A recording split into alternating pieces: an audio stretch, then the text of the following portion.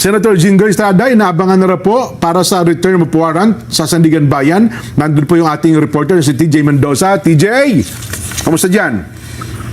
Benny and Jen, inaabangan namin ngayon, inaabangan ng membro ng mga media, si Senator Jinggoy Estrada dito ngayon sa Sandigan Bayan 5th Division para sa kanyang return of warrant. Ito yung proseso kung saan magpapakita personal si Senator Jinggoy Estrada sa clerk of court para kumpirmahin na siya personal lang tumanggap ng warrant at siya ay sumusukot sa mga otoridad. Kung magkatapos yan ay inaabangan natin yung commitment order. May umuugong-ugong na sa New Quezon City Jail. Mapipiit itong si Senator Jinggoy Estrada. So dun sa Benny and Jen, yung New Quezon City Jail sa Payatas, doon nakapiit si dating Senator Ramon Bong Revilla Jr. at ilang pang DPWH officials na sangkot rin sa anomalya ng flood control projects. So wala pa sila dyan, TJ?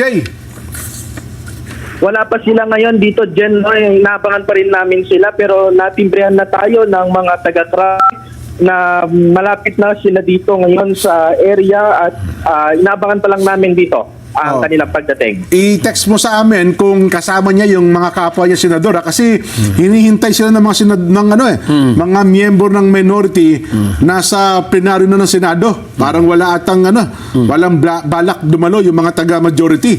TJ, ha? Balitaan mo kami. Sige, Jen. Sasabihin ko kayo kagad. Sige. Yan po si TJ Mendoza mula nakabang naman sa Sandigan Bayan na Kuya Benny.